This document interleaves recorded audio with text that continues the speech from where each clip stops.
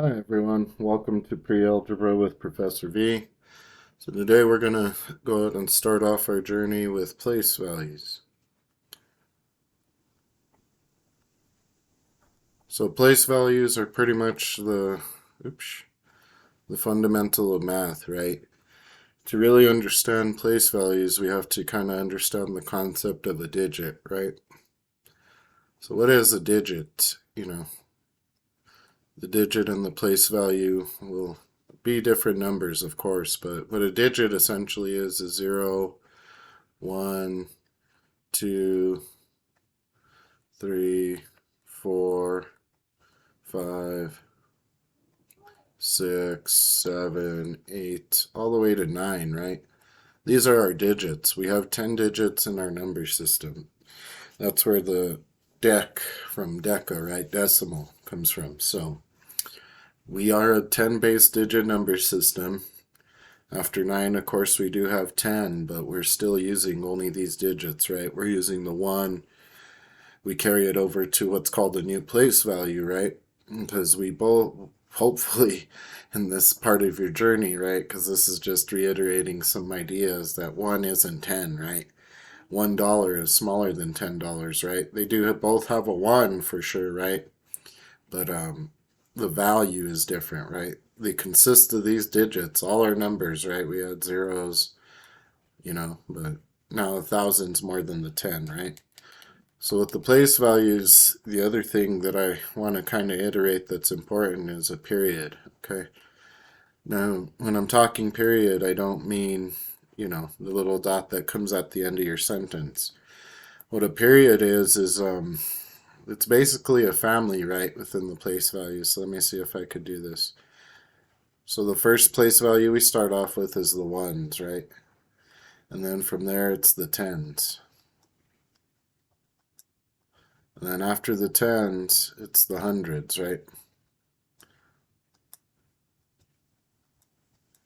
Now this would be considered one period, right? This is right before we place a comma.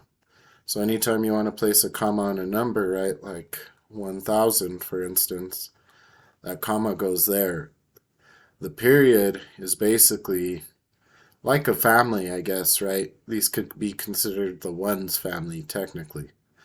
The next family that comes after them is the thousands, though, right? So thousands, let's see. It's a little bit hard to rewrite on this thing as I get used to this. Thousands, there we go. Well, without the S, right? And then next, what's beautiful about the period, right? Here's the comma, I guess I'll put it here. It says maybe down here. So after this, right, there's a beautiful pattern that emerges that I want to kind of iterate for you guys. Because then it becomes 10,000, right? So notice how the new family starts with thousands, right? But then the new family here is ones. After ones is tens, so look at that pattern, 10,000, right? And if you could guess the next place value, if you don't already know, right, it's going to be 100.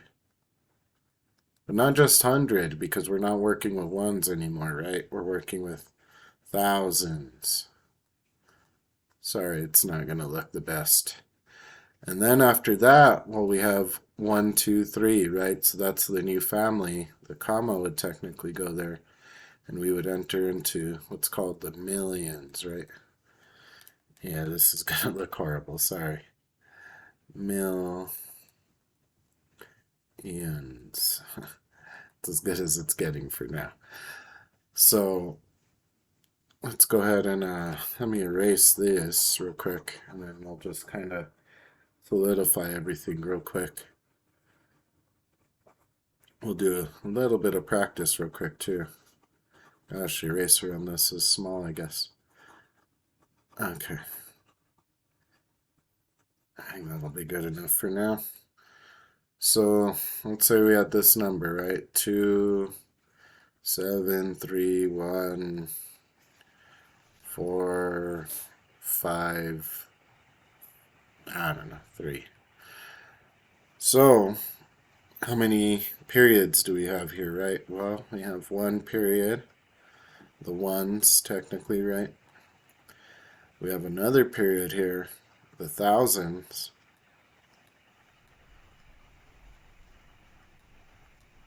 Try to sneak underneath, and then we have, of course, the millions, right? So within these three, right, we're going to keep making periods every 1, 2, 3. So that's what's beautiful about math is you see these patterns, right? But now I'm going to go ahead and erase this, and I want us to think of something different. So if they told us, so you could get questions like this in math, right? What is the digit of this number? Well, the digit of the number is going to be 7, right? Because with the digit, you only have 0 through 9. But what if they asked you for the value of this number? What would the value of that 7 be? Well, the value of that 7 is actually going to be 7, since it's in the hundred thousands position, right? It's going to be 700,000. So the idea of digit and value, right? We got to be very careful. So let's say they asked us for the 4 next, right? What's the digit here? Well, the digit is going to be 4. But what's the value of that 4, right? Well, it's in the hundreds position, so 400. And furthermore, we go into expanded forms and all these different things.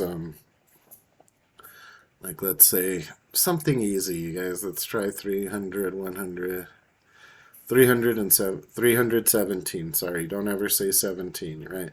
Because and means decimal, so you got to be careful when you say and. It's just 317. So in this number, right, we have 2 million. Notice how the period, I could just say the place value, 2,731,000, right? 731, just like if it was a regular number, 1,453. But, we do use expanded form, so if you've ever been asked to do expanded form, right, this is why we do this, right? 300 is the value, 10 is the value, well, 300 is the value of the 3, 10 is the value of the 10, and 7 is the value of the 1's position, right? So when we add these numbers, we end up back to 317, right? Which is pretty intuitive if you think about it, right? Because let's say you had $300 bills, right? Those $300 bills just by themselves would be 300. If you had an extra $10 bill, well, it'd be plus 10, right? And then if you had 7 more ones, it would be plus 7. So, this idea of kind of separating values and stuff is real, right? You might have a total of $317, but you're going to have it in $300 bills, right?